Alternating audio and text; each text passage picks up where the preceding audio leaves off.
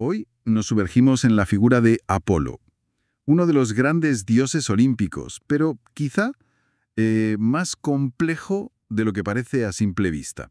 Tenemos aquí un artículo bastante completo sobre él, su mitología, su culto, y queremos desentrañar un poco esa esencia. Sí, porque a menudo se le recuerda como el dios de la música, de la profecía en Delfos, el Apolo Pitio, ¿no? Exacto, Y eso es clave, lo de Delfos. pero va mucho más allá. Es dios de la curación, por ejemplo, con su hijo Asclepio. Ah, sí. Pero, y aquí viene lo interesante, también es el dios que puede enviar la plaga con sus flechas. Es una dualidad constante. Se le llama Alexicaco, el que aparta el mal, pero también lo trae. Curioso. Muy curioso. Y su epíteto más famoso, Febo, que significa brillante, pues eso le conecta con la luz, con la claridad. ¿La luz? ¿El sol directamente? Bueno, más tarde sí se le identificó mucho con Helios, el sol. Pero al principio, en la poesía clásica, era más la idea de luz, no tanto el astro en sí. No fue algo automático. Entiendo. ¿Y su nombre? Apolo. ¿Se sabe de dónde viene? Parece que hay dudas. Pues sí, bastantes. En las tablillas micénicas, las más antiguas, no aparece claramente. La forma dórica, apellón, es más antigua. Apellón. Sí, y algunos creen que viene de apella, las asambleas dóricas, quizá un rol político inicial. Vaya. Y fíjate, los propios griegos, a veces, popularmente, lo relacionaban con el verbo apoliumi, que significa destruir. Destruir. O sea que ya desde el nombre. Ya apunta a complejidad. Incluso hay teorías de un origen anterior, Anatolio. Su madre, Leto, era de Lidia, y Homero, bueno, lo pone del lado troyano. Claro, en la Ilíada está con Troya. Interesante. Hablando de Leto, su nacimiento es toda una historia, ¿eh? Huyendo de Hera. Nacimiento ya épico. Y nada más nacer, casi. Se va a Delfos y reclama el oráculo. Lo de la serpiente Pitón. Fundamental. Pitón era la guardiana del viejo oráculo de Gea, la Tierra. Apolo la mata y, bueno, se hace con el lugar, se convierte en Apolo Pitio. Un acto de poder tremendo. Sí, aunque algunas versiones dicen que tuvo que purificarse por ello. Matar a un ser tan antiguo, pues tenía sus consecuencias.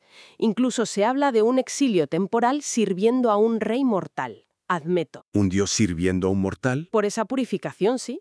Y luego le ayudó mucho por gratitud. Qué curioso. Y luego está la música. La lira es suya, ¿no? Aunque a veces dicen que la inventó Hermes. Bueno, la inventara Hermes o no, Apolo es el maestro absoluto de la lira o la cítara, que es más compleja. Y hay de quien le retara. Lo de Marcias. Exacto. El sátiro Marcias se atrevió a competir y Apolo lo desolló vivo. ¡Qué brutalidad! Y al rey Midas, por decir que Pan tocaba mejor, le puso orejas de burro. No toleraba la ibris. La ibris. ¿Qué es exactamente? Es esa desmesura, la arrogancia de un mortal que se cree igual o superior a un dios, que desafía el orden divino. Apolo, dios del orden y la medida, la castigaba sin piedad. Entendido. Orden y medida. También le llaman curotrofos, ¿verdad? Protector de jóvenes. Eso es, sobre todo de los muchachos, guiando su paso a la edad adulta, su educación. Muchos de sus hijos míticos fueron alumnos suyos, Orfeo, en música, Asclepio, en medicina. Y también profetas, ¿no? Sí, Iamo, Idmón, y tuvo amantes masculinos importantes como Jacinto. Su muerte accidental jugando al disco, pues. Apolo creó la flor con su nombre a partir de su sangre. Una historia triste. Y en Troya, decíamos, apoyó a los troyanos.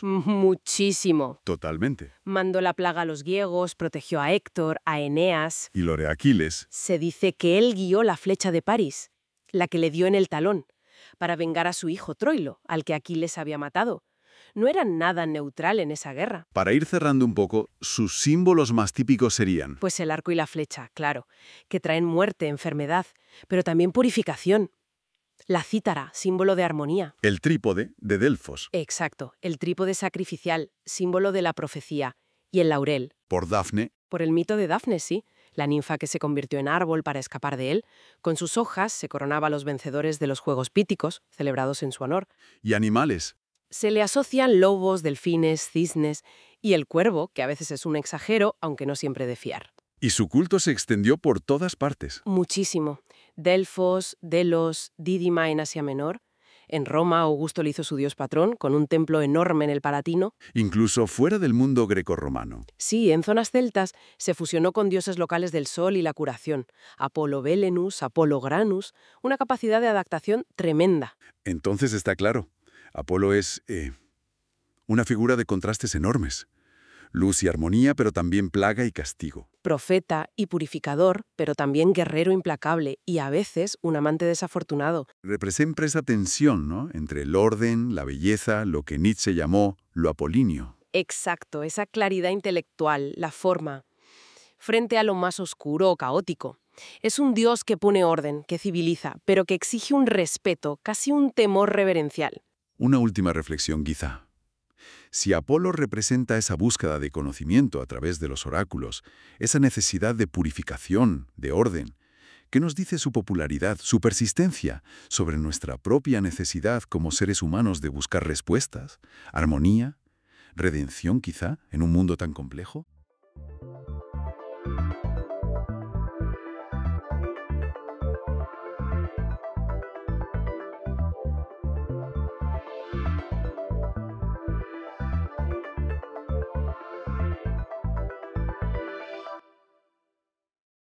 Bienvenida o bienvenido. Hoy nos metemos de lleno con un tema clave hoy en día, los minerales de tierras raras. Tenemos como base un artículo de Wikipedia, bastante bueno, la verdad. La idea es entender bien qué son, por qué se llaman raras, que a veces tiene truco, y dónde están los yacimientos importantes. Son vitales para, bueno, para casi todo, ¿no? Desde el móvil hasta la tecnología verde. Venga, vamos a ello. Exacto. Porque, a ver, eso de tierras raras puede confundir un poco. No es tanto que los elementos químicos en sí falten en la corteza terrestre. De hecho, algunos son más comunes que el plomo, fíjate. La cosa es que, geológicamente, es complicado que se concentren. O sea, que se acumulen lo suficiente para que sacarlo sea rentable. Ahí está la rareza de verdad, ¿sabes? En la concentración. Entendido, claro. El artículo define un mineral de tierras raras como uno que tiene uno o más de estos elementos como parte metálica principal. Son 17 elementos. En los 15 lantánidos, que son ese grupo con propiedades químicas muy parecidas. Sí, muy similares entre sí. Ujú. Más el escandio y el itrio. Y suelen aparecer ligados a rocas volcánicas, a magmas muy específicos, alcalinos o en pegmatitas. Que son esas rocas de grano gordo. Eso es, o en unas cosas llamadas intrusiones de carbonatita. Y aquí viene lo interesante. Mira, se conocen más de 160 minerales que llevan tierras raras. Más de 160. Pero, fíjate, para explotar a nivel comercial de verdad, solo hay 4 principales. Solo 4.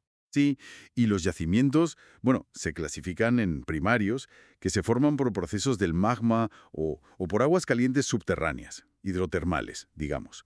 Y luego están los secundarios, que son más bien por el desgaste de las rocas, la erosión y la acumulación. Procesos sedimentarios, de meteorización. Vaya, solo 4 de tantos. A ver, ¿cuáles son? El primero has dicho es la Bastancita. bastacita, sí. Es un carbonato fluoruro. A menudo tiene cristales así como planos, de color miel. Se busca sobre todo por elementos como el itrio. Es fundamental para imanes potentes, ¿sabes?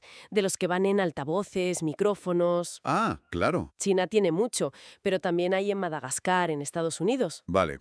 ¿El segundo tipo? Pues el segundo es bastante diferente. Las arcillas lateríticas. Imagina unos suelos rojos muy ricos en hierro y aluminio. Se forman por el desgaste de rocas como el basalto en climas tropicales. Entiendo. Y estas arcillas pueden atrapar minerales de tierras raras, aunque a veces se explotan también por níquel o alúmina. Y una curiosidad, se endurecen un montón al aire, tanto que se han usado para construir, ¿sabes? Anda, ¿para construir? Sí, sí. Aunque para la agricultura, bueno, son bastante pobres. Qué curioso. Vale, el tercero, monacita. Monacita. Eso es. Tiene un aspecto así como ceroso. Se forma en rocas ígneas o metamórficas y es típico encontrarla en depósitos de placer, que son, vamos, acumulaciones de arena, grava, que arrastran los ríos, a menudo donde también hay oro. Ajá. Y esta es clave. Contiene neodimio, cerio, lantano, elementos imprescindibles para las energías renovables. Como en los aerogeneradores, ¿no? Exacto. Para los imanes superpotentes de las turbinas eólicas, por ejemplo. India, Brasil, Australia son productores importantes. Bien. Y nos queda el cuarto. El cuarto es la loparita, y este tiene su punto irónico geológicamente hablando. Se clasifica como mineral de tierras raras, pero se saca principalmente por tres metales que no son tierras raras: titanio, niobio y tantalio. Vaya. ¿Y para qué se usan? Pues por su resistencia, su conductividad, se usan en aleaciones para aviones, por ejemplo, tecnología punta. Y el principal productor es... Rusia, claramente. Aunque también hay en Paraguay, Canadá, Groenlandia. Es un buen ejemplo de estas, sorpresas geológicas. Desde luego. Y hablando de sorpresas y de rareza extrema, el artículo cuenta un caso que es de récord, ¿no? La Kiautzuito. Increíble. Es que es increíble. Solo se conoce un cristal. Uno en todo el mundo. ¿Uno solo? Uno. De color rojo oscuro, muy denso. Se formó con presiones extremas en una pegmatita en Myanmar y contiene bismuto, antimonio, elementos poco comunes juntos. El nombre es por el geólogo birmano que lo identificó, Kiautú. ¡Qué pasada! Sí, y este ejemplo, el de la Kiautuita, pues ilustra perfectamente lo que decíamos al principio, ¿no? Muestra las condiciones tan específicas, tan poco comunes que a veces hacen falta para que se forme un mineral. Refuerza esa idea de que la rareza muchas veces tiene más que ver con lo difícil que es que se forme y se concentre que con la cantidad total del elemento en el planeta. Entonces, para ir resumiendo esta exploración, los minerales de tierras raras nos dan elementos esenciales para la tecnología. Su rareza es más bien un tema de concentración geológica, de que sea rentable extraerlos. Exacto. Hemos visto los 4 principales que se explotan: bastanasita, las arcillas lateríticas, la monacita y la loparita, con esa peculiaridad suya. Ujú. Y luego el caso súper extremo de la Kiautuita. Justo. Y quizás como reflexión final para quien nos escucha, podríamos pensar en cómo esos mismos procesos geológicos tan particulares, tan localizados, que concentran estos elementos tan valiosos en sitios muy concretos, no solo marcan su valor científico y económico, claro, sino que también están en la base de dinámicas globales muy complejas: geopolítica, comercio, todo en torno a quién controla la extracción, el suministro. Es un tema con muchas capas, para seguir investigando.